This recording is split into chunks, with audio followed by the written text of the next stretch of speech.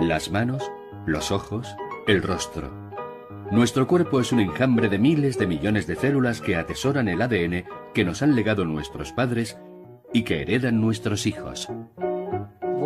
¿Qué se transmite exactamente de una generación a otra, de una célula a otra? Sabemos que se transmite ADN, pero no es lo único.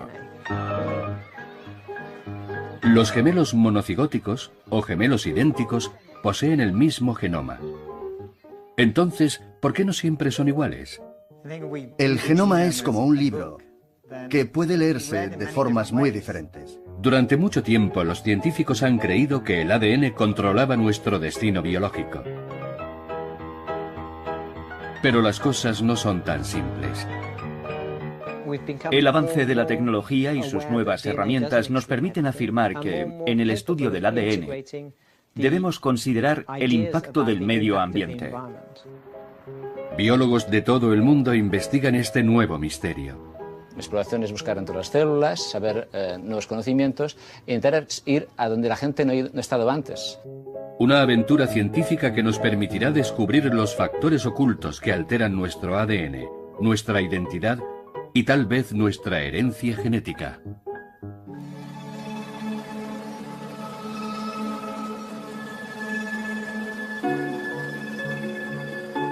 El ser humano siempre ha sentido fascinación por la laboriosa abeja. Su naturaleza no deja de plantear preguntas a los científicos que poco a poco van desentrañando los misterios de su desarrollo. Existen miles de especies. Tal vez la más conocida sea la abeja doméstica o abeja melífera. Una colonia como la que tengo ante mí está formada por un gran número de obreras que puede oscilar entre 20.000, 30.000 e incluso 40.000, y una sola abeja reina que es la madre de todas las demás. La reina de esta colmena es fácilmente distinguible porque le han colocado un punto rojo en el dorso para saber siempre dónde está. Su cuerpo es diferente al de sus hijas. Su silueta es más larga y tiene el tórax un poco más ancho. La reina es la única abeja fértil, la única que puede aparearse, y su misión en la vida es poner huevos.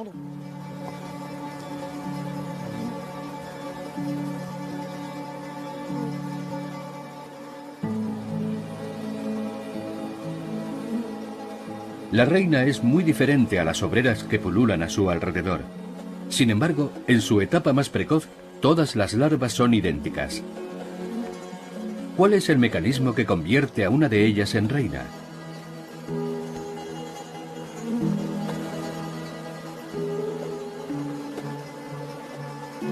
El misterio no fue desentrañado hasta mediados del siglo XX.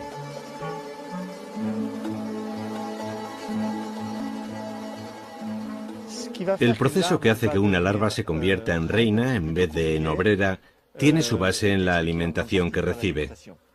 Las larvas comen jalea real durante 3 días. Después, si están destinadas a convertirse en obreras, su dieta varía.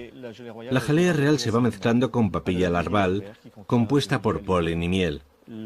En cambio, la futura reina seguirá siendo alimentada con jalea real durante el resto de su etapa larvaria. Lo que demuestra que un simple cambio nutricional puede ocasionar una significativa diferencia entre dos seres similares durante los primeros días de su vida.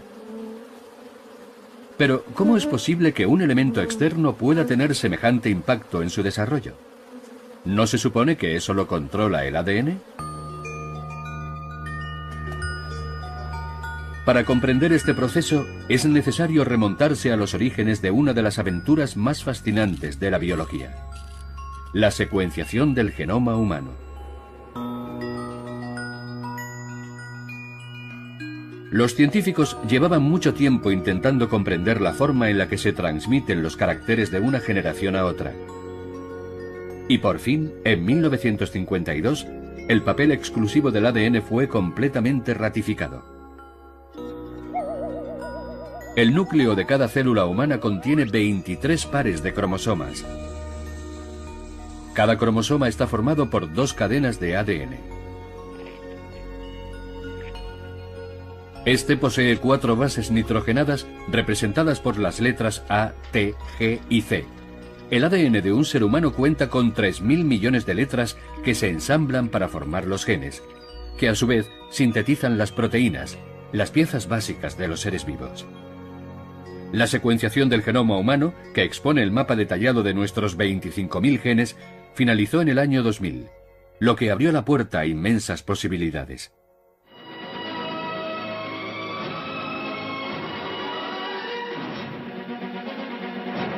Este es el titular de hoy. Genetistas de 18 países consiguen confeccionar un mapa casi completo del genoma humano. Es un avance científico capital. Nos sentimos felices al desvelar el primer esbozo del gran libro de la vida humana. Las revistas científicas publicaron el mapa del todopoderoso genoma. Su secuenciación casi completa suscitaba las esperanzas más increíbles, como el descubrimiento de los genes de la obesidad y la esquizofrenia y la erradicación del cáncer. Las promesas de la ciencia parecían no tener fin. Es muy probable que los científicos tengamos una gran parte de la culpa de que se hablase tanto de la importancia del ADN. Proclamaron que habíamos descifrado el genoma humano. Descifrar es tomar un mensaje cifrado y hacer inteligible su lectura, pero leer la traducción no implica entender su significado. Fue entonces cuando iniciamos la descodificación, que aún nos llevará algún tiempo. Los científicos saben que esta aventura acaba de empezar y que el texto que tienen en sus manos es muy difícil de interpretar.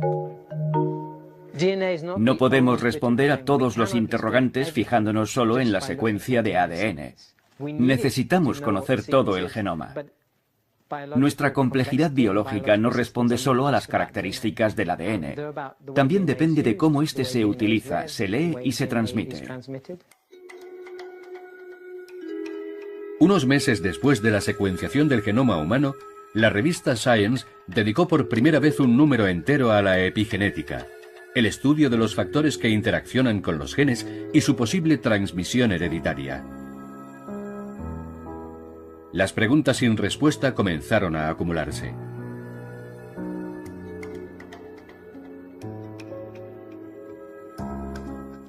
Los científicos buscaban nuevos elementos para explicar la belleza y complejidad del ser humano.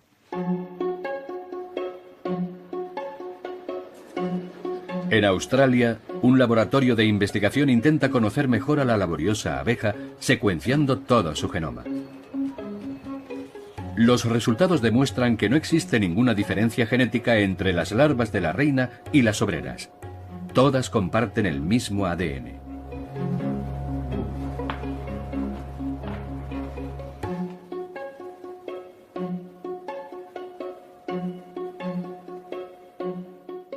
Si la diferencia no es genética, tal vez sea epigenética.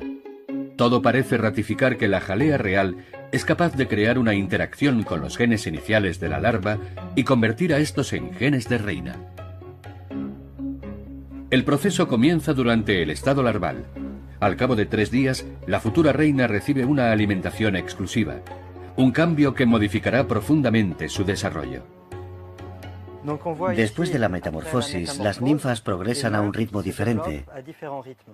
El desarrollo de las reinas es mucho más rápido que el de las obreras. Una reina estará lista para emerger en tan solo 2 semanas, pero las obreras necesitarán una semana más. Así que es la jalea real lo que marca la diferencia. Pero, ¿cómo actúa sobre los genes de la larva? La metilación del ADN, un mecanismo epigenético, es lo que desencadena estos diferentes programas de desarrollo. El ADN de la abeja contiene unos 10.000 genes. Y como en todos los organismos vivos, algunos de sus genes se expresan en lenguaje científico, mientras que otros permanecen inactivos. La expresión de los genes puede silenciarse mediante la metilación del ADN. Una especie de marca química que se añade a un gen y permite apagarlo, como si fuera un interruptor. Si la metilación del ADN es intensa en las etapas iniciales, tendremos abejas obreras, pero si suprimimos la metilación tendremos reinas. De la misma forma que la alimentación activa un programa epigenético que determina la creación de obreras o reinas, nosotros inyectamos en estos huevos unas moléculas que interrumpen la metilación del ADN, lo que permitirá que todos ellos se conviertan en reinas. El sistema utilizado para la creación de una reina resulta sorprendente y demuestra que ciertas modificaciones químicas en unos genes idénticos pueden jugar un papel crucial en el desarrollo de un ser vivo.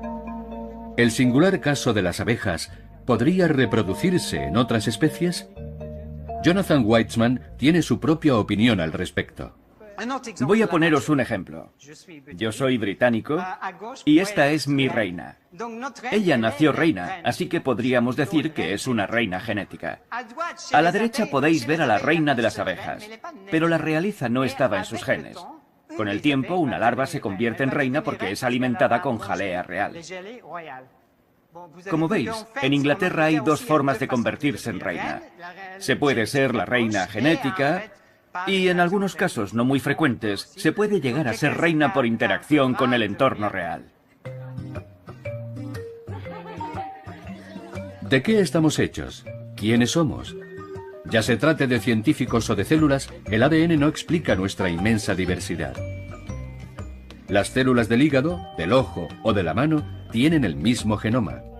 Y sin embargo son casi tan diferentes como los científicos. ¿Cómo es posible tanta complejidad? El tema apasiona a Jonathan Weitzman, que no deja de hacerse preguntas sobre el comportamiento de nuestras células.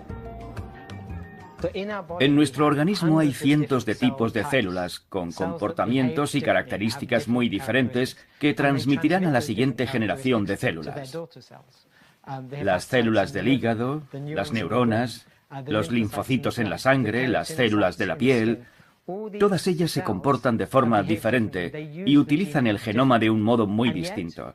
Y sin embargo, todas proceden de la misma fuente primigenia, el óvulo fecundado.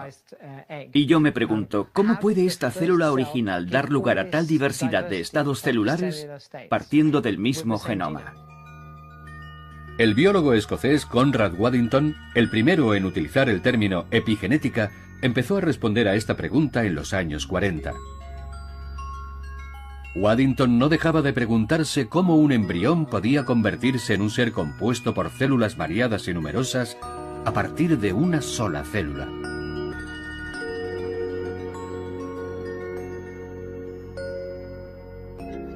Conrad Waddington dibujó un paisaje con una montaña y en la cima colocó varias células representadas por bolas del mismo color que al descender por sus irregulares laderas podían convertirse en células diferenciadas en función del camino que tomasen. Cuando comienzan a deslizarse desde la cumbre, su rumbo es incierto. En ese momento todas podrían transformarse en cualquier célula. El relieve existente crea numerosos caminos, surcos cada vez más estrechos, que determinarán su destino final. Células del hígado, del corazón, de la piel, del cerebro. El destino y la identidad de nuestras células no solo está grabado en el ADN. Otros mecanismos trabajan para que las células se diferencien y guarden la memoria de su identidad. Todos somos conscientes de que el origen fue un huevo, y a partir de ahí, cada ser vivo fue perfeccionando un mecanismo epigenético para leer la información genética. Hay algo mágico en todo esto. A mí me resulta maravilloso pensar que estamos empezando a comprender su funcionamiento, que estamos consiguiendo entender cómo una pequeña planta puede ser creada a partir de una información genética que ha ido modificándose durante 2000 millones de años y que estamos aprendiendo a leer el sistema codificado que ha fabricado esa planta o al ser humano que tengo delante. El genoma no cambia durante la diferenciación celular. Lo que cambia es la forma de utilizarlo. Y son los mecanismos epigenéticos los que determinan qué parte se utiliza y qué parte no. La forma en la que se expresan nuestros genes es determinante para el desarrollo de nuestras células. Hay muchas formas de explicar en qué consiste la epigenética. La metáfora que mejor funciona es la música. Las partituras musicales poseen líneas y caracteres que marcan las pautas para interpretar esa melodía.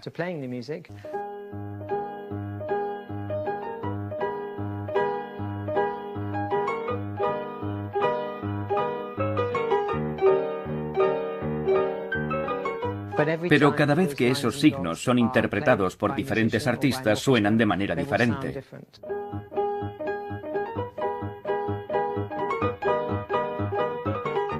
En esta metáfora, la partitura es el ADN.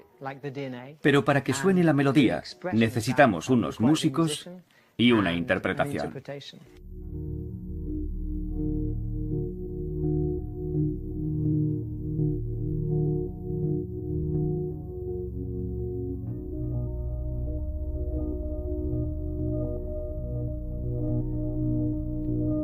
Una misma partitura genética puede ser interpretada de distintas formas. Los gemelos monocigóticos son el ejemplo perfecto. Proceden del mismo óvulo y comparten el mismo ADN. Pero su genoma parece haber sido interpretado por músicos diferentes. Me encanta el ajo. Yo lo odio. Él corre mucho más rápido que yo. Le falta entrenamiento. Mi francés no es malo. Yo ni siquiera lo hablo. Jonathan Weitzman y su hermano gemelo Matthew son investigadores. Ambos comparten el mismo ADN y las mismas inquietudes sobre la identidad. Tal vez nos interese la genética porque siempre nos ha fascinado la transmisión hereditaria, lo que nos convierte en lo que somos. Somos una combinación de nuestro genoma, de nuestro epigenoma y de nuestras experiencias. Eso es lo que me convierte en lo que soy hoy. Pero las nuevas experiencias y los cambios en mi epigenoma me convertirán en lo que seré mañana.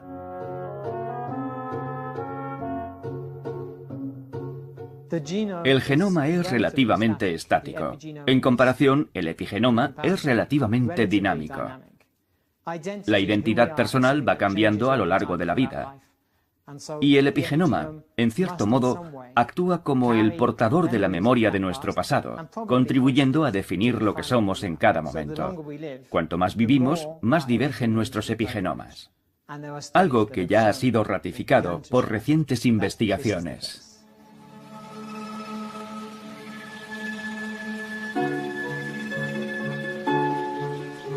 A lo largo de la vida, los genes interaccionan con muchos factores. Nuestras experiencias condicionan su expresión. Pero, ¿cómo afecta esa influencia a dos gemelos monocigóticos que comparten el mismo ADN? Esto es lo que intenta averiguar en Barcelona el investigador Manel Esteller. ¿Cómo estamos? Bien, hola. ¿Berta? Sí, Grisela. Bueno, bienvenidas. Como sabéis, estamos estudiando nosotros la epigenética, alteraciones o cambios que podéis tener en vuestro material genético a pesar de ser gemelas. Son cambios normales, no hay nada que preocuparse. Puedo explicar algunas diferencias que tengáis entre vosotras.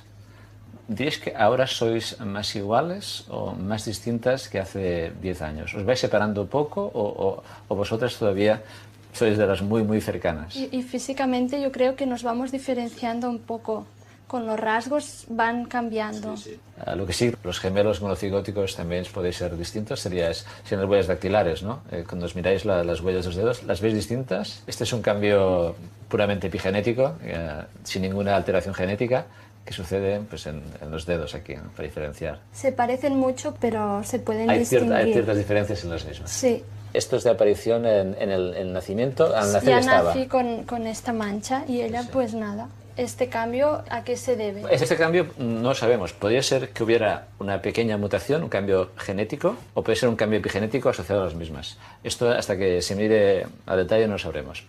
Lo que sí podemos decir es de que si sois muy parecidas, es genéticamente, sois idénticas, pero epigenéticamente estáis divergiendo. Estás divergiendo porque los estilos de vida van siendo distintos, ya se ve físicamente y también en el crecimiento que tendréis y también en las enfermedades. Eso va a cambiar.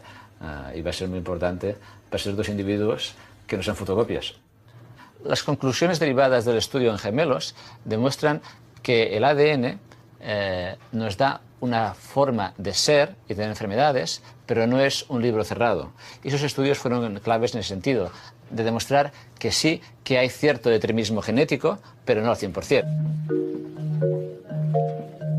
Los estudios con gemelos idénticos nos permiten evaluar la influencia de la epigenética en el desarrollo. Pero, ¿interviene también en la aparición de enfermedades?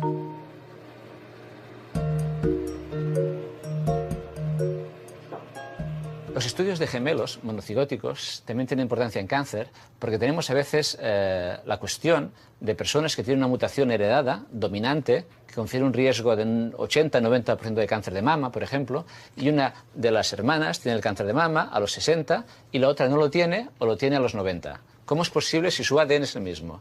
Porque en parte hay diferencias epigenéticas que lo explican. Las diferencias epigenéticas entre los gemelos idénticos podrían revelar anomalías e incluso servir de marcadores para controlar la aparición de enfermedades tan graves como el cáncer.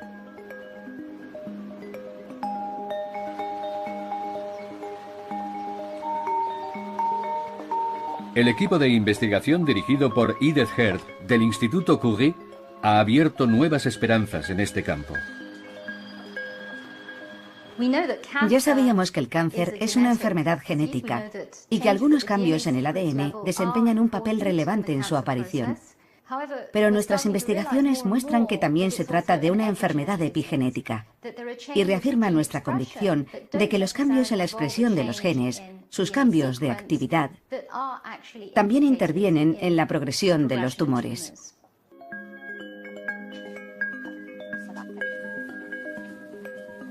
Su trabajo es un paso más en la comprensión de estos mecanismos. Sus esfuerzos se han centrado en un cromosoma fascinante que aparece duplicado en las hembras de los mamíferos, el cromosoma X. En el ser humano y en casi todos los mamíferos, el sexo está determinado por los cromosomas X e Y. Las hembras poseen 2 cromosomas X y los machos uno X y otro Y. El Y solo posee 100 genes frente a los 1300 que atesora el X.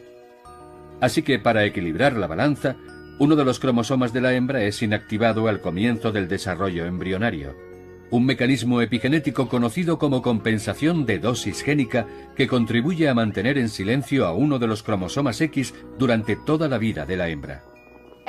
La inactivación del cromosoma X es fundamental. Si uno de ellos no se inactiva durante el desarrollo de la hembra, el embrión morirá enseguida. El equilibrio genético es primordial. Un exceso de expresión de los genes del cromosoma X conduce siempre a una muerte segura.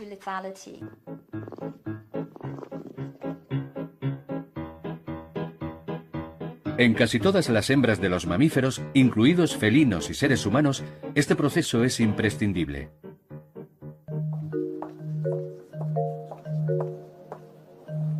Este fenómeno vital aporta mucha información sobre el funcionamiento de las células sanas y las células cancerosas. Por regla general, nuestras células duplican su dotación de ADN y se dividen en 2 células iguales que, ayudadas por unos mecanismos epigenéticos, recuerdan la inactivación del cromosoma X. Pero, ¿qué sucede cuando una célula pierde esta memoria?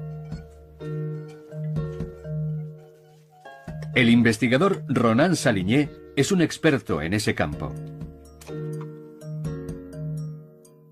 En estado normal, el cromosoma X inactivo ocupa una pequeña parte del núcleo de la célula, pero su aspecto cambia en el cáncer de mama. En las células tumorales hay un cambio en el estado silencioso del cromosoma X inactivo. Este posee una estructura más relajada y mucho más densa. En las células cancerosas con los mecanismos epigenéticos alterados, en el cromosoma X inactivo se produce la reactivación de algunos genes que normalmente están apagados. Parece demostrado que la reactivación de determinados genes favorece el desarrollo de tumores, un descubrimiento que abre nuevas vías en la cruzada científica contra el cáncer.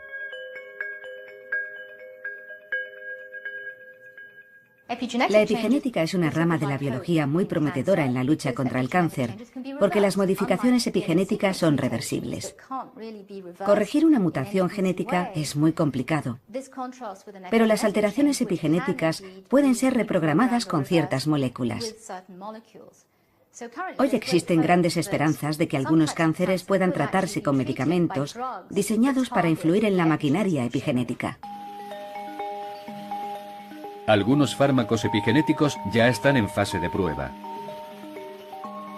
Pero los investigadores han descubierto que ciertos medicamentos que llevan años en el mercado ya actúan sobre los mecanismos epigenéticos. Un medicamento utilizado desde hace décadas ha resultado ser un fármaco epigenético. Hablamos de la decitabina, indicada en el tratamiento del síndrome mielodisplásico, enfermedad de la sangre que puede desembocar en leucemia. Hace años se constató que dicho medicamento ralentizaba la progresión de la enfermedad. Es un ejemplo de fármaco epigenético utilizado con éxito. Sin embargo, es importante resaltar que aún no hemos llegado a comprender del todo el mecanismo epigenético de actuación de estos fármacos. Sabemos que algunos han demostrado su eficacia. El reto ahora es comprender cómo actúan. Los fármacos epigenéticos están abriendo nuevos caminos en la lucha contra el cáncer. La influencia de la epigenética en el desarrollo del organismo y en algunas enfermedades es cada vez más palpable.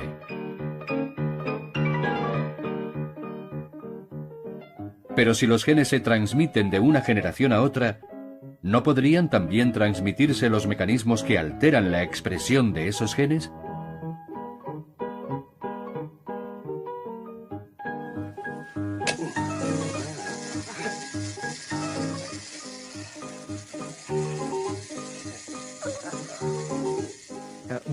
El tipo de información que se transmite a la siguiente generación sigue siendo un tema abierto. Sabemos que se transmiten rasgos físicos. Yo me parezco a mi padre y a mi madre, y mi hijo y mi hija se parecen a mí. Pero, ¿qué más heredamos? Hemos investigado mucho el ADN. Principalmente porque con la tecnología actual resulta bastante fácil examinar una secuencia de ADN. Así que ahora lo que más nos interesa es conocer lo que se transmite junto a ese ADN, lo que viaja con él. Observar con mayor claridad los elementos de dicha transmisión es una difícil tarea en la que las plantas pueden ayudarnos. El genetista Vincent Collot lleva a cabo su investigación en una especie de la misma familia que la planta de la mostaza, la Arabidopsis thaliana.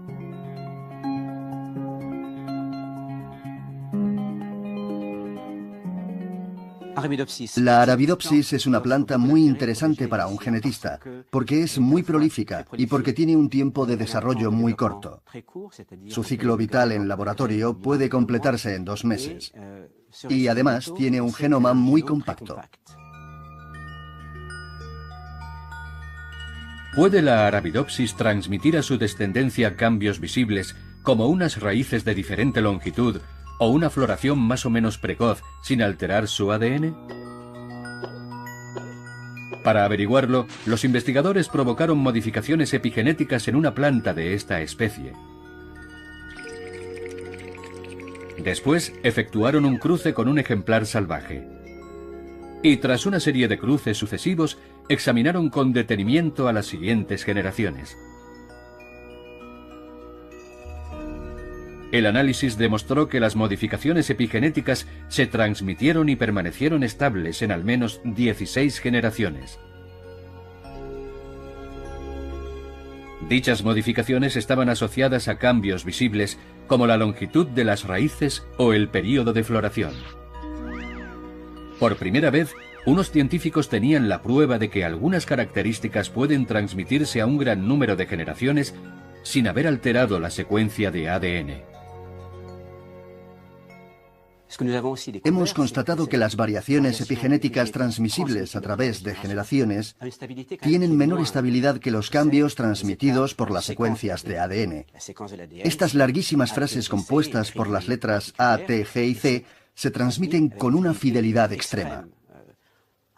Pero hemos comprobado que los estados epigenéticos son mucho menos estables. Su transmisión va a durar cierto número de generaciones, tal vez decenas o incluso varios cientos, pero no millones de generaciones.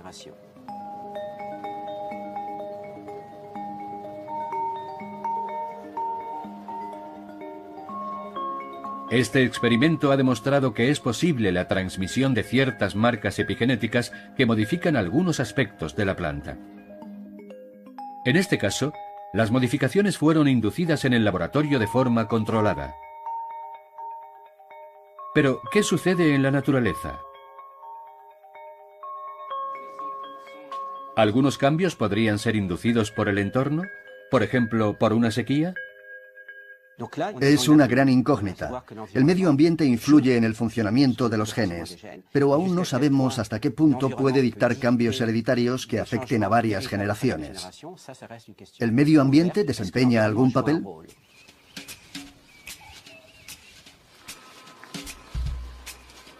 Para intentar hallar la respuesta a esta pregunta, Vincent Collot y su equipo han instalado cientos de plantas genéticamente idénticas en las cintas mecánicas de un dispositivo único en el mundo, el fenoscopio.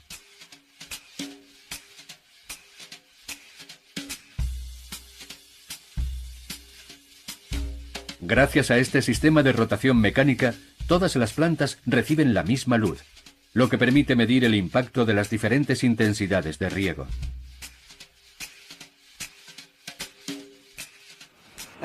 Estas son las preguntas que nos preocupan. ¿Cuáles son las condiciones que provocan la aparición de variaciones epigenéticas?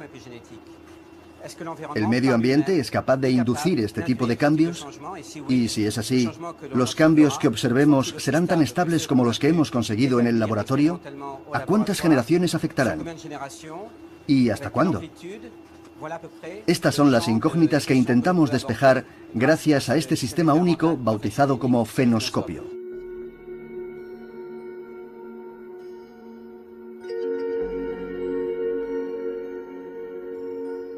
Los resultados de esta investigación permitirán dilucidar si algunos factores medioambientales, como la sequía, pueden influir en el genoma de la planta durante varias generaciones.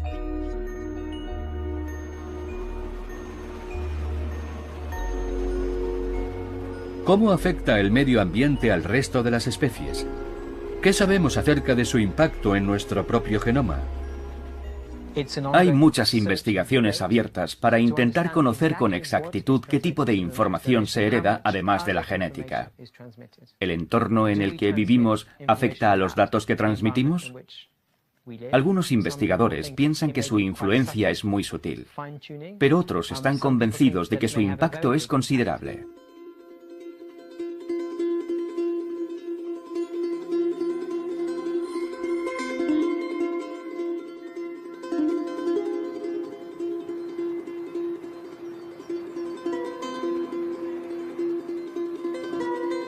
En el noroeste americano, un investigador está convencido de que el entorno desempeña un papel crucial en el funcionamiento de nuestro organismo y que deja huellas duraderas y transmisibles a través de mecanismos epigenéticos.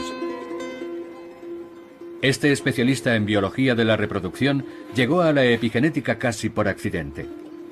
Un error de manipulación le permitió estudiar los efectos de los pesticidas en varias generaciones de ratas.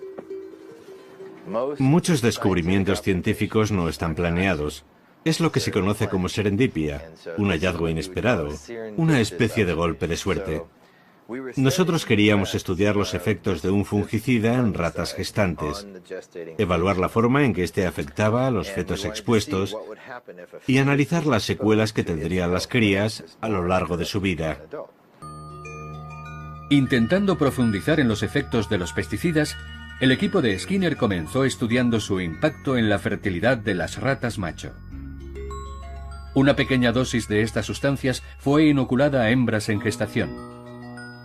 Las crías parecían normales, pero al alcanzar la edad adulta, los machos presentaron anomalías en el esperma que provocaron un descenso de la fertilidad. En la siguiente generación, en los nietos de las hembras inoculadas, también apareció el mismo defecto. Los cruces continuaron hasta los bisnietos. Y entonces saltó la sorpresa. Los machos más jóvenes presentaban las mismas anomalías sin haber estado expuestos a los pesticidas, ni por inyección, ni en el útero materno. Además, en cada generación se descubrieron modificaciones epigenéticas relacionadas con las anomalías del esperma. El 90% de los machos presentaba anomalías en el esperma, incluidos los de cuarta generación. Era un fenómeno que no seguía los cánones de la genética clásica, así que continuamos investigando para demostrar que los factores epigenéticos pueden ser transmitidos durante varias generaciones. Ningún laboratorio ha efectuado un estudio similar ni obtenido los mismos resultados. Pero Skinner asegura haber demostrado que los pesticidas pueden crear anomalías no genéticas y, sin embargo, transmisibles. Para algunos, se trata de un trabajo muy limitado con conclusiones precipitadas que tan solo incitan a la polémica. Si lo que haces no suscita polémica, es que no es importante. Con cambios sutiles, que no alteren los conceptos aceptados, nunca conseguirás un gran avance en el campo de la ciencia. Si todos los científicos trabajaran con una mente más abierta, como intento hacer yo, se cuestionarían muchos dogmas considerados inamovibles. Pero la tendencia habitual es aceptar los dogmas y trabajar con ellos sin atreverse a cambiarlos. Para mí esa no es la mejor forma de hacer ciencia. La inquietud de Michael Skinner es compartida hoy por muchos laboratorios. En Zúrich, el equipo de Isabel Mansuy se ha adentrado en el campo de la herencia epigenética ligada al entorno, intentando descubrir si el estrés es biológicamente transmisible. Hemos utilizado ratones para someter a prueba la hipótesis de que la exposición a un episodio de estrés traumático durante la infancia puede alterar los mecanismos epigenéticos de forma permanente y modificar el comportamiento durante la edad adulta.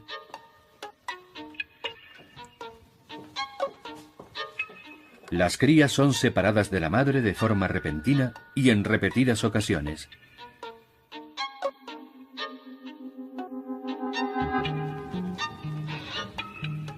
Hemos comprobado que la exposición a periodos de estrés crónico altera el comportamiento del ratón y modifica un determinado número de mecanismos epigenéticos en el cerebro. Y lo que es más importante, dichas alteraciones son transmitidas a la segunda generación y también a la tercera. Los adultos que sufrieron estos episodios de estrés durante la infancia se muestran depresivos, evalúan peor el peligro y se arriesgan más. Su desorden mental será transmitido a sus hijos e incluso a sus nietos. Lo que este experimento demuestra es que no todo reside en los genes. El entorno, las condiciones medioambientales, los traumas de la infancia son factores muy importantes que pueden determinar nuestro comportamiento durante varias generaciones.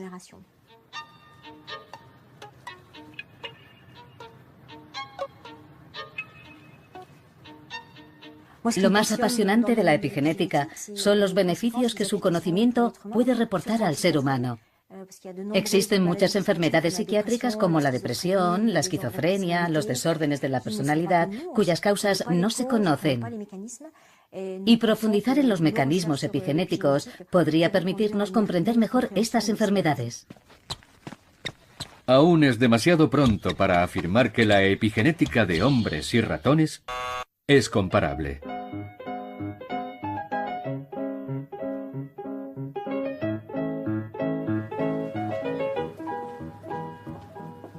Pero los trabajos de Mansuy y Skinner parecen sugerir que el genoma estaría casi indefenso ante los ataques de su entorno. Y que éste dejaría marcas transmisibles durante varias generaciones. Unas conclusiones que causan polémica en la comunidad científica. Si fuésemos tan sensibles a los cambios epigenéticos inducidos por el medio ambiente, sería un auténtico desmadre. Las células cambiarían de identidad, tendríamos un montón de tumores, ni siquiera estaríamos vivos.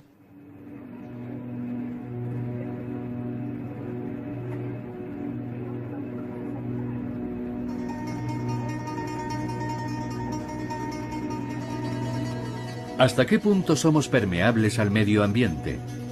¿Y qué transmitimos a nuestros hijos? La influencia de la epigenética choca con unos límites que acaban de ser descubiertos. Tras la fecundación, las marcas epigenéticas aportadas por las células sexuales se borran en su mayor parte, permitiendo una especie de puesta a cero para la nueva generación. Sin embargo, la limpieza no es total. Algunas marcas permanecen. Pero, ¿cuáles y por qué? Wolf Reich y su equipo trabajan en Cambridge para desvelar este misterio. Es muy probable que la transmisión epigenética entre generaciones esté relacionada con el hecho de que el borrado de las marcas nunca es completo. Nos gustaría comprender cuál es el mecanismo que decide qué parte de la información se borra y qué parte no. También nos gustaría averiguar si se puede modificar esa decisión, teniendo en cuenta, por ejemplo, las condiciones medioambientales o la alimentación disponible. ¿Existe algún resorte que podamos accionar que nos permita elegir entre borrar la información o transmitirla a las futuras generaciones? Es una cuestión apasionante. El borrado selectivo se aprecia muy bien al observar en el microscopio grupos de células embrionarias muy precoces. Los núcleos, en azul, apenas contienen marcas epigenéticas. Las pocas marcas transmitidas por los padres que no han sido borradas aparecen en color violeta. Pero unos días después, las células del embrión, ya en un estado más avanzado, contienen una constelación de nuevas marcas epigenéticas ligadas a su desarrollo. Llevamos 10 años estudiando a fondo el proceso de borrado y cada vez lo encuentro más fascinante. Aún quedan muchas cuestiones por dilucidar. Por ejemplo, consideramos muy probable que la alimentación influya en el epigenoma y que éste se vea afectado por lo que comemos, por la situación y el clima del lugar en el que crecimos y por el medio ambiente en el que estamos inmersos. Y también por las penalidades que tuvieron que afrontar nuestros padres y por la composición de su dieta.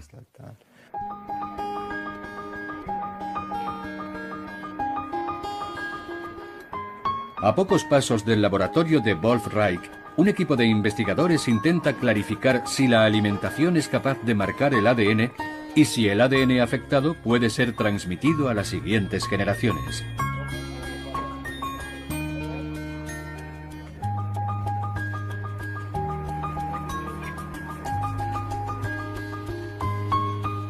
Anne Ferguson Smith estudia el impacto de la privación alimentaria en ratones gestantes, en sus crías y en su copiosa descendencia. La desnutrición de la madre durante el embarazo tiene efectos importantes en las crías. Las hembras gestantes de nuestro experimento reciben la mitad de la dosis calórica habitual, un recorte nutricional bastante severo. Las crías nacen más pequeñas de lo normal, pero cuando se convierten en ratones adultos, se vuelven gordos y diabéticos. No asimilan con normalidad la glucosa ni la insulina, lo que les hace padecer enfermedades muy similares a las que sufre el ser humano en la sociedad actual. Su materia grasa aumenta y la obesidad y la diabetes hacen su aparición. Sin embargo, si tras el nacimiento seguimos subalimentando a estos ratoncillos, no padecen esas enfermedades, se mantienen sanos. Los ratones expuestos a privaciones alimentarias en el vientre materno parecen adaptarse a la escasez calórica. Y así, cuando crecen en un entorno en el que abunda la comida, son presa fácil de la diabetes y la obesidad. Los nietos de las madres que iniciaron el experimento presentan los mismos síntomas. ¿Cuántas generaciones podrían verse afectadas por estas enfermedades? La investigación con ratones continúa.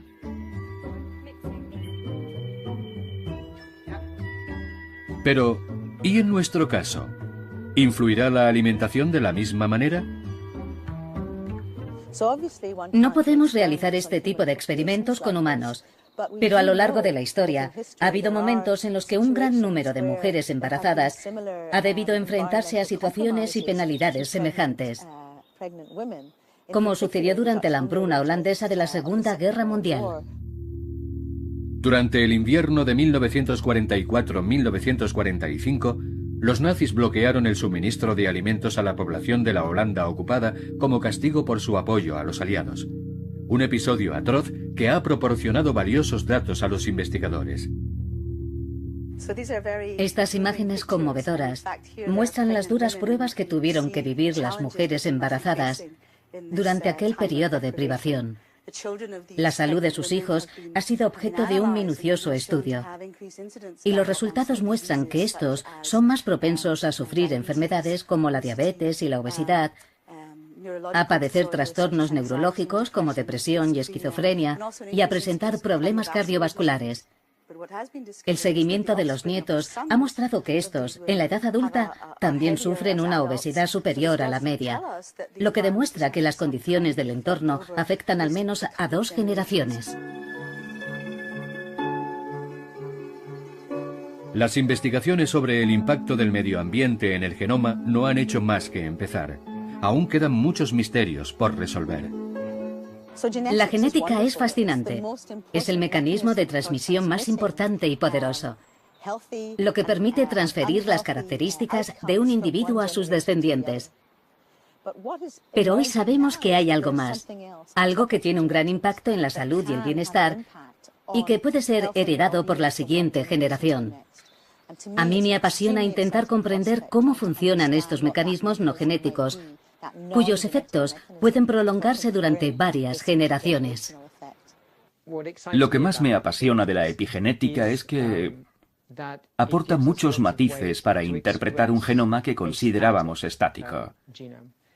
Nos permite examinar las marcas que deja el medio ambiente, esas marcas cinceladas en el transcurso de cada historia personal en el comportamiento del genoma. Y lo que más me gusta de todo es que sus efectos son reversibles. Me resulta reconfortante pensar que no hay nada inamovible. Es una ciencia que amplía el campo de la genética. No todo se transmite de forma inmutable. En la información que se hereda hay muchos datos transitorios que acompañan a aquellos grabados en piedra. Pues bien, la epigenética ocupa una gran parte de eso que no está grabado en mármol. Las investigaciones sobre la epigenética están en plena ebullición. Pero harán falta muchos más años para interpretar todos los tonos de una partitura tan prolija.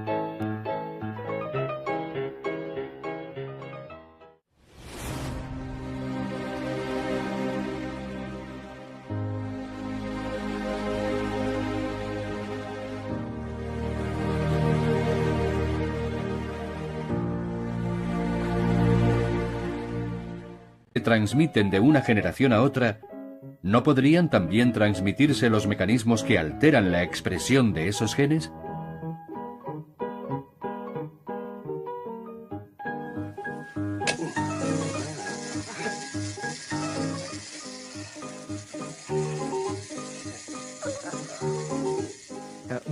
El tipo de información que se transmite a la siguiente generación sigue siendo un tema abierto. Sabemos que se transmiten rasgos físicos. Yo me parezco a mi padre y a mi madre. Y mi hijo y mi hija se parecen a mí. Pero, ¿qué más heredamos? Hemos investigado mucho el ADN. Principalmente porque con la tecnología actual resulta bastante fácil examinar una secuencia de ADN. Así que ahora lo que más nos interesa es conocer lo que se transmite junto a ese ADN, lo que viaja con él. Observar con mayor claridad los elementos de dicha transmisión es una difícil tarea en la que las plantas pueden ayudarnos. El genetista Vincent Collot lleva a cabo su investigación en una especie de la misma familia que la planta de la mostaza, la Arabidopsis thaliana.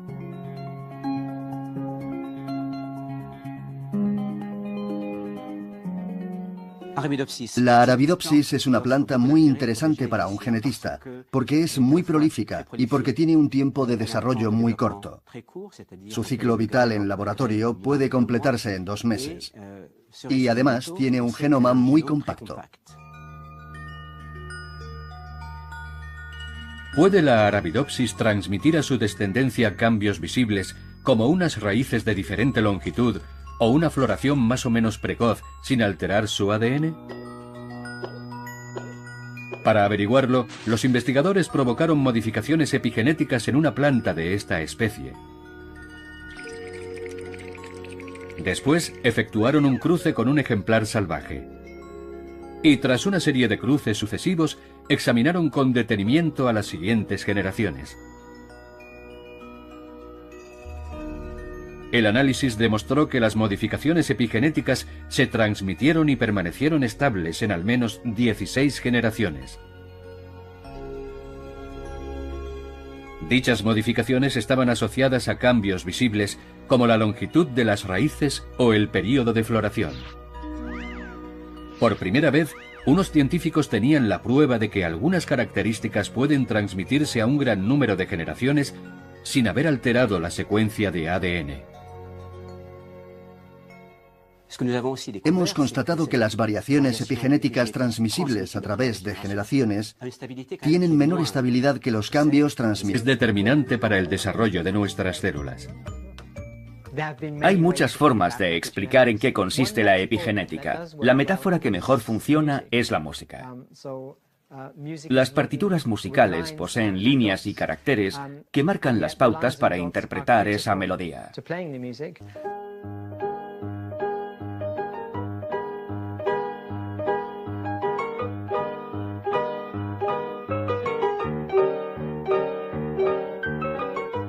Pero cada vez que esos signos son interpretados por diferentes artistas, suenan de manera diferente.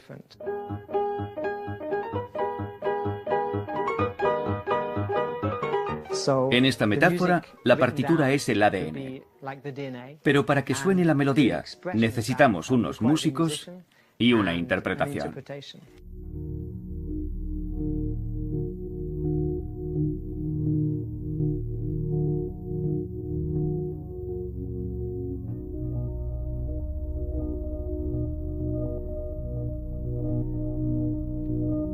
Una misma partitura genética puede ser interpretada de distintas formas. Los gemelos monocigóticos son el ejemplo perfecto. Proceden del mismo óvulo y comparten el mismo ADN. Pero su genoma parece haber sido interpretado por músicos diferentes. Me encanta el ajo. Yo lo odio. Él corre mucho más rápido que yo. Le falta entrenamiento. Mi francés no es malo. Yo ni siquiera lo hablo. Jonathan Weitzman y su hermano gemelo Matthew son investigadores. Ambos comparten el mismo ADN y las mismas inquietudes sobre la identidad.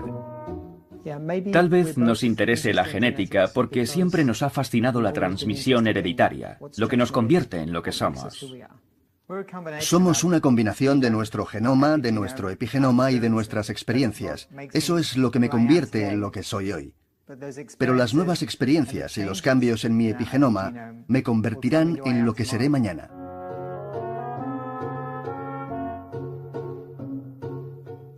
El genoma es relativamente estático. En comparación, el epigenoma es relativamente dinámico. La identidad personal va cambiando a lo largo de la vida.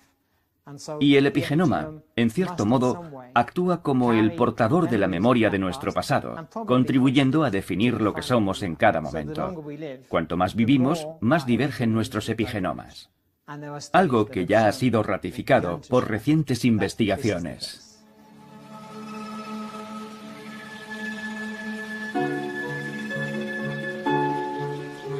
A lo largo de la vida, los genes interaccionan con muchos factores. Weitzman, que no deja de hacerse preguntas sobre el comportamiento de nuestras células. En nuestro organismo hay cientos de tipos de células, con comportamientos y características muy diferentes que transmitirán a la siguiente generación de células.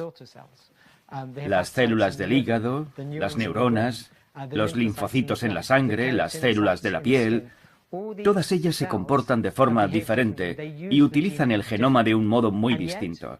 Y sin embargo, todas proceden de la misma fuente primigenia, el óvulo fecundado.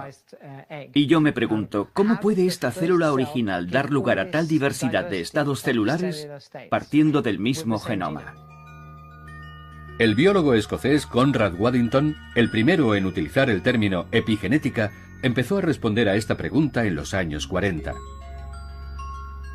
Waddington no dejaba de preguntarse cómo un embrión podía convertirse en un ser compuesto por células variadas y numerosas a partir de una sola célula.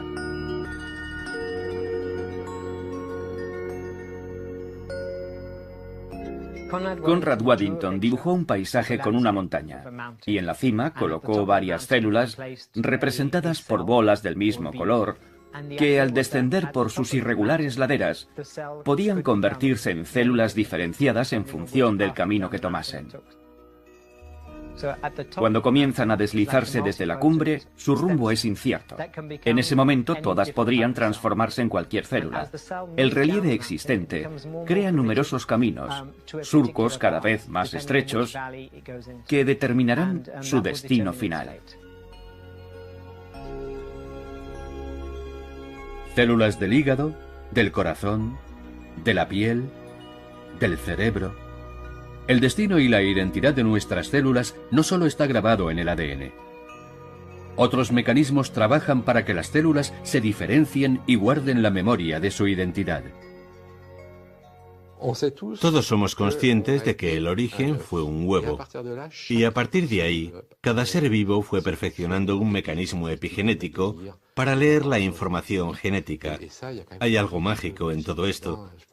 A mí me resulta maravilloso pensar que estamos empezando a comprender su funcionamiento, que estamos consiguiendo entender cómo una pequeña planta puede ser creada a partir de una información genética que ha ido modificándose durante 2000 millones de años y que estamos aprendiendo a leer el sistema codificado que ha fabricado esa planta o al ser humano que tengo delante.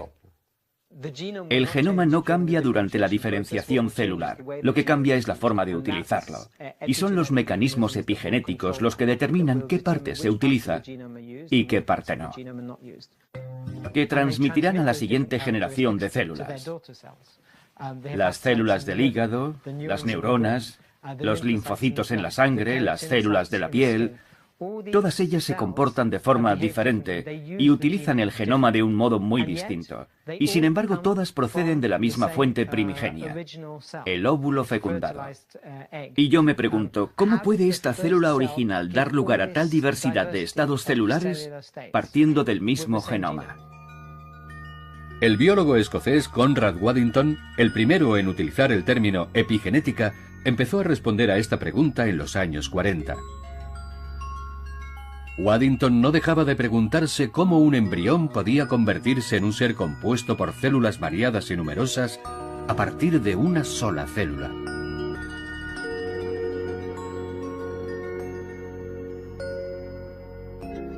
Conrad Waddington dibujó un paisaje con una montaña y en la cima colocó varias células representadas por bolas del mismo color que al descender por sus irregulares laderas podían convertirse en células diferenciadas en función del camino que tomasen. Cuando comienzan a deslizarse desde la cumbre, su rumbo es incierto.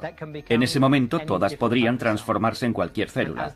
El relieve existente crea numerosos caminos, surcos cada vez más estrechos, que determinarán su destino final. Células del hígado, del corazón, de la piel, del cerebro. El destino y la identidad de nuestras células no solo está grabado en el ADN. Otros mecanismos trabajan para que las células se diferencien y guarden la memoria de su identidad.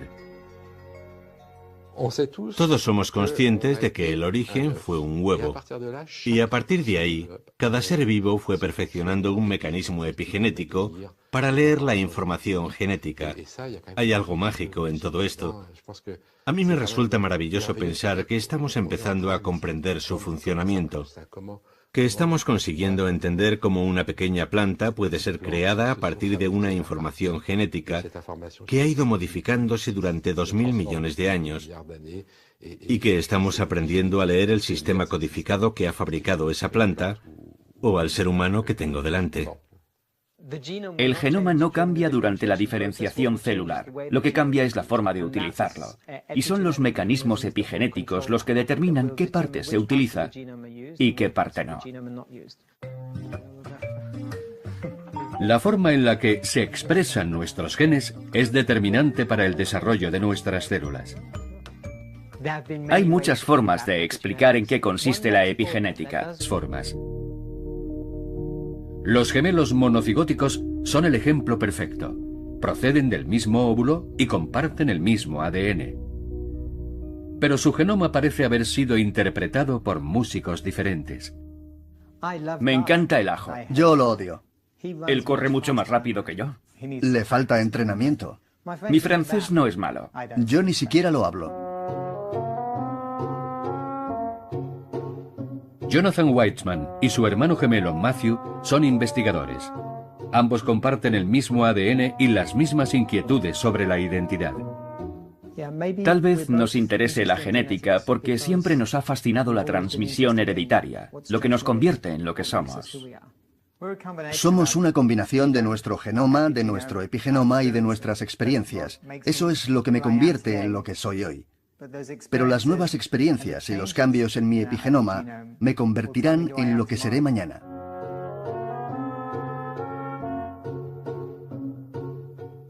El genoma es relativamente estático. En comparación, el epigenoma es relativamente dinámico. La identidad personal va cambiando a lo largo de la vida. Y el epigenoma, en cierto modo, actúa como el portador de la memoria de nuestro pasado, contribuyendo a definir lo que somos en cada momento. Cuanto más vivimos, más divergen nuestros epigenomas. Algo que ya ha sido ratificado por recientes investigaciones.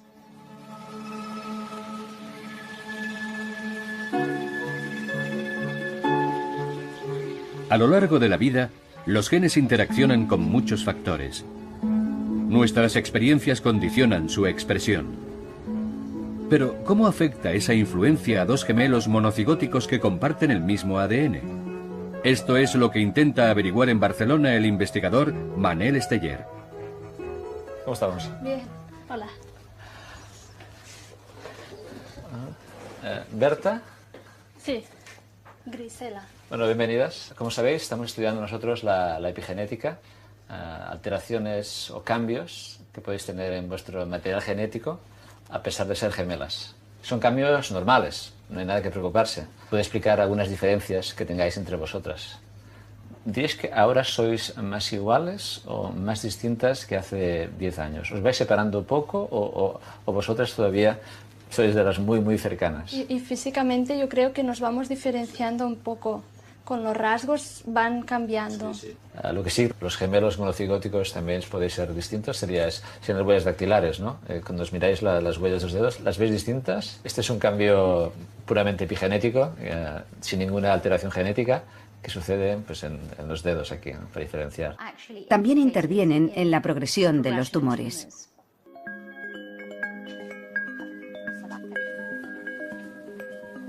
Su trabajo es un paso más en la comprensión de estos mecanismos. Sus esfuerzos se han centrado en un cromosoma fascinante que aparece duplicado en las hembras de los mamíferos, el cromosoma X. En el ser humano y en casi todos los mamíferos, el sexo está determinado por los cromosomas X e Y. Las hembras poseen 2 cromosomas X y los machos uno X y otro Y. El Y solo posee 100 genes frente a los 1300 que atesora el X. Así que para equilibrar la balanza, uno de los cromosomas de la hembra es inactivado al comienzo del desarrollo embrionario. Un mecanismo epigenético conocido como compensación de dosis génica que contribuye a mantener en silencio a uno de los cromosomas X durante toda la vida de la hembra. La inactivación del cromosoma X es fundamental. Si uno de ellos no se inactiva durante el desarrollo de la hembra, el embrión morirá enseguida. El equilibrio genético es primordial. Un exceso de expresión de los genes del cromosoma X conduce siempre a una muerte segura.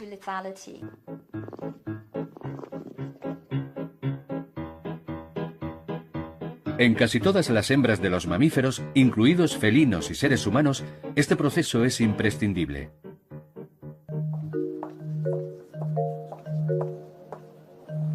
Este fenómeno vital aporta mucha información sobre el funcionamiento de las células sanas y las células cancerosas.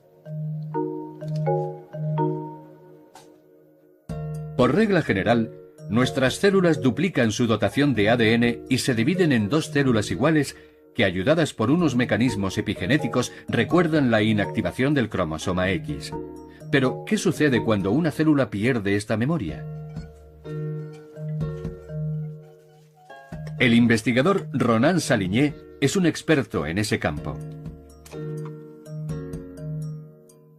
En estado normal, el cromosoma X inactivo ocupa una pequeña parte del núcleo de la célula, pero su aspecto cambia en el cáncer de mama. En las células tumorales hay un cambio en el estado silencioso del cromosoma X inactivo. Este posee una estructura más relajada y mucho más densa.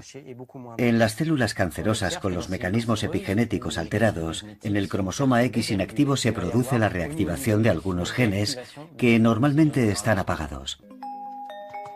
Parece demostrado que la reactivación de determinados genes favorece el desarrollo de tumores. Un descubrimiento que abre nuevas vías en la cruzada científica contra el cáncer. Tones continúa.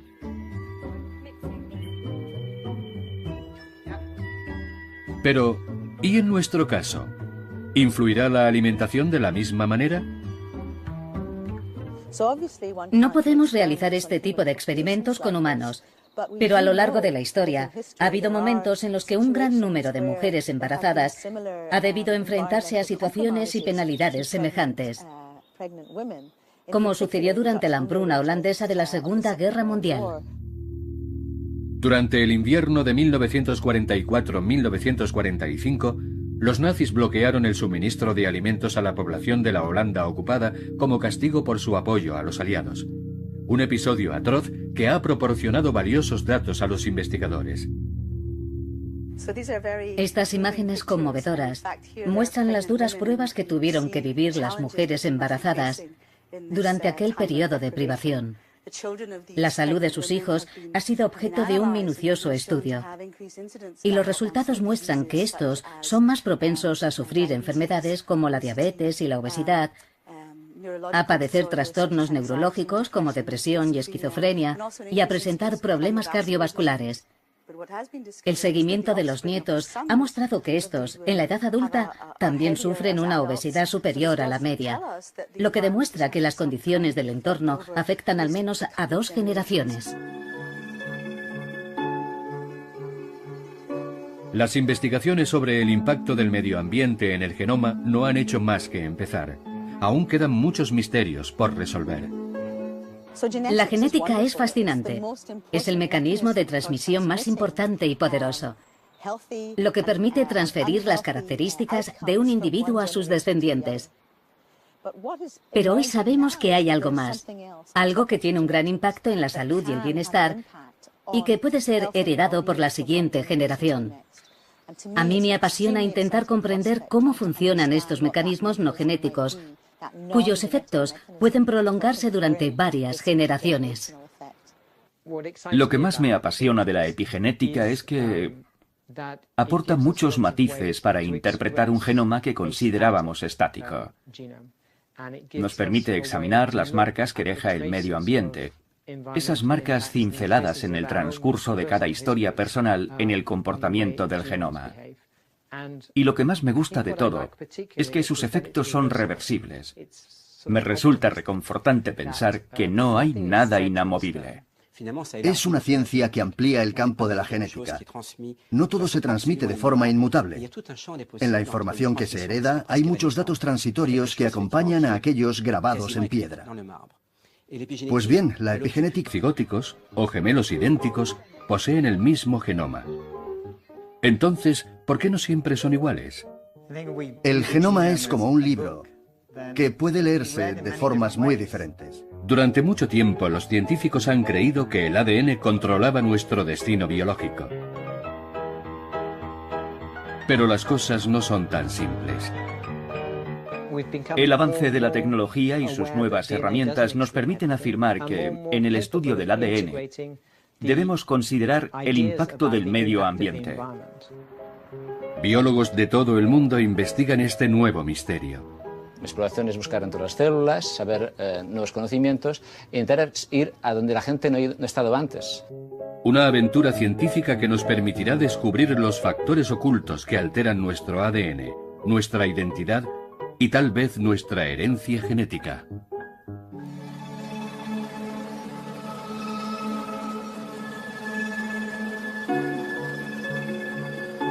El ser humano siempre ha sentido fascinación por la laboriosa abeja. Su naturaleza no deja de plantear preguntas a los científicos que poco a poco van desentrañando los misterios de su desarrollo. Existen miles de especies. Tal vez la más conocida sea la abeja doméstica o abeja melífera. Una colonia como la que tengo ante mí está formada por un gran número de obreras que puede oscilar entre 20.000, 30.000 e incluso 40.000, y una sola abeja reina, que es la madre de todas las demás. La reina de esta colmena es fácilmente distinguible, porque le han colocado un punto rojo en el dorso para saber siempre dónde está. Su cuerpo es diferente al de sus hijas. Su silueta es más larga y tiene el tórax un poco más ancho. La reina es la única abeja fértil, la única que puede aparearse, y su misión en la vida es poner huevos.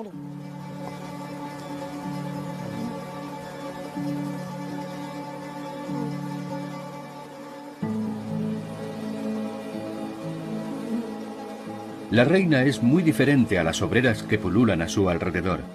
Sin embargo, en su etapa más precoz, todas las larvas son idénticas. ¿Cuál es el mecanismo que convierte a una de ellas en reina?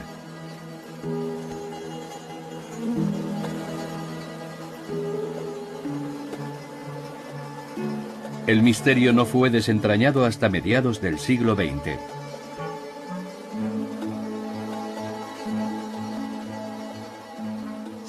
El proceso que hace que una larva se convierta en reina en vez de en obrera. En cada generación se descubrieron modificaciones epigenéticas relacionadas con las anomalías del esperma. El 90% de los machos presentaba anomalías en el esperma, incluidos los de cuarta generación. Era un fenómeno que no seguía los cánones de la genética clásica, así que continuamos investigando para demostrar que los factores epigenéticos pueden ser transmitidos durante varias generaciones. Ningún laboratorio ha efectuado un estudio similar ni obtenido los mismos resultados. Pero Skinner asegura haber demostrado que los pesticidas pueden crear anomalías no genéticas y, sin embargo, transmisibles. Para algunos, se trata de un trabajo muy limitado con conclusiones precipitadas que tan solo incitan a la polémica. Si lo que haces no suscita polémica, es que no es importante. Con cambios sutiles, que no alteren los conceptos aceptados, nunca conseguirás un gran avance en el campo de la ciencia. Si todos los científicos trabajaran con una mente más abierta, como intento hacer yo, se cuestionarían muchos dogmas considerados inamovibles. Pero la tendencia habitual es aceptar los dogmas y trabajar con ellos sin atreverse a cambiarlos. Para mí esa no es la mejor forma de hacer ciencia. La inquietud de Michael Skinner es compartida hoy por muchos laboratorios. En Zúrich, el equipo de Isabel Mansuy se ha adentrado en el campo de la herencia epigenética ligada al entorno, intentando descubrir si el estrés es biológicamente transmisible. Hemos utilizado ratones para someter a prueba la hipótesis de que la exposición a un episodio de estrés traumático durante la infancia puede alterar los mecanismos epigenéticos de forma permanente y modificar el comportamiento durante la edad adulta.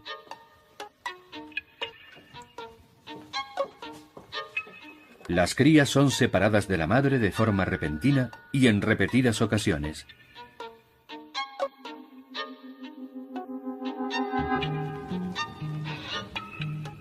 Hemos comprobado que la exposición a periodos de estrés crónico altera el comportamiento del ratón y modifica un determinado número de mecanismos epigenéticos en el cerebro. Y lo que es más importante, dichas alteraciones son transmitidas a la segunda generación y también a la tercera. Los adultos que sufrieron estos episodios de estrés durante la infancia se muestran depresivos, evalúan peor el peligro y se arriesgan más. Su desorden mental será transmitido a sus hijos e incluso a sus nietos. Lo que este experimento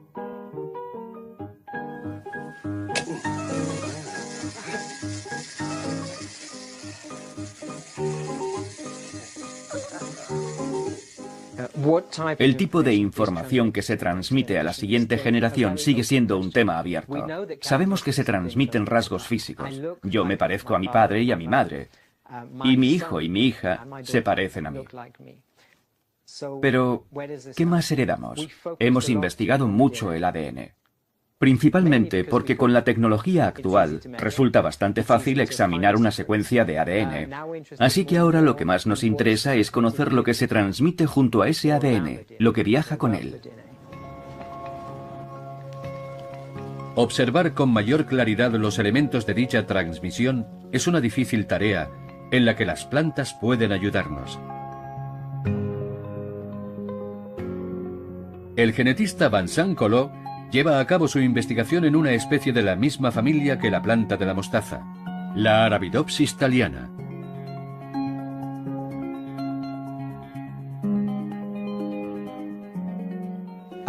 La Arabidopsis es una planta muy interesante para un genetista, porque es muy prolífica y porque tiene un tiempo de desarrollo muy corto. Su ciclo vital en laboratorio puede completarse en 2 meses. Y además tiene un genoma muy compacto. ¿Puede la Arabidopsis transmitir a su descendencia cambios visibles como unas raíces de diferente longitud o una floración más o menos precoz sin alterar su ADN? Para averiguarlo, los investigadores provocaron modificaciones epigenéticas en una planta de esta especie. Después, efectuaron un cruce con un ejemplar salvaje. Y tras una serie de cruces sucesivos, examinaron con detenimiento a las siguientes generaciones. El análisis demostró que las modificaciones epigenéticas se transmitieron y permanecieron estables en al menos 16 generaciones. Dichas modificaciones estaban asociadas a cambios visibles como la longitud de las raíces o el período de floración. Por primera vez, unos científicos tenían la prueba de que algunas características pueden transmitirse a un gran número de generaciones sin haber alterado la secuencia de ADN. Hemos constatado que las variaciones epigenéticas transmisibles a través de generaciones tienen menor estabilidad que los cambios transmitidos por las secuencias de ADN. Estas larguísimas frases compuestas por las letras A, T, G y C se transmiten con una fidelidad extrema. ¿Pero interviene también en la aparición de enfermedades?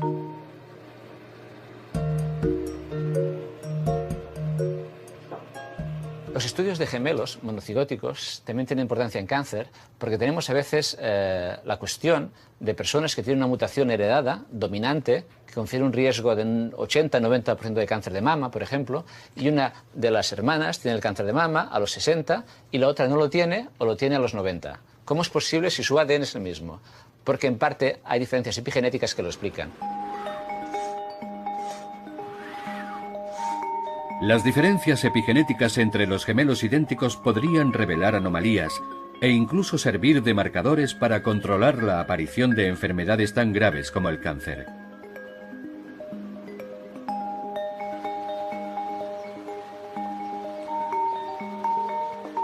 El equipo de investigación dirigido por Edith Heard del Instituto Curie ha abierto nuevas esperanzas en este campo.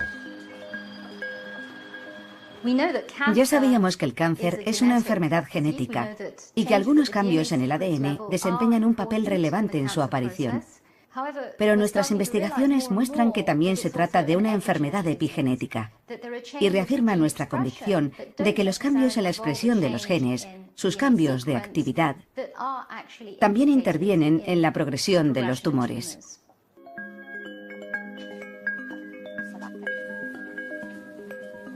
Su trabajo es un paso más en la comprensión de estos mecanismos. Sus esfuerzos se han centrado en un cromosoma fascinante que aparece duplicado en las hembras de los mamíferos, el cromosoma X.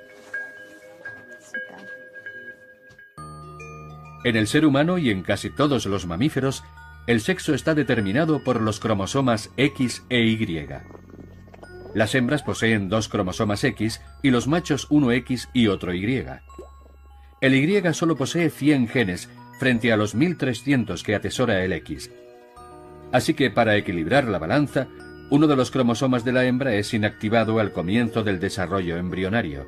Un mecanismo epigenético conocido como compensación de dosis génica que contribuye a mantener en silencio a uno de los cromosomas X durante toda la vida de la hembra. La inactivación del cromosoma X es fundamental. Si uno de ellos no se inactiva durante el desarrollo de la hembra, el embrión morirá enseguida. El equilibrio genético es primordial. Un exceso de expresión de los genes del cromosoma X conduce siempre a una muerte segura.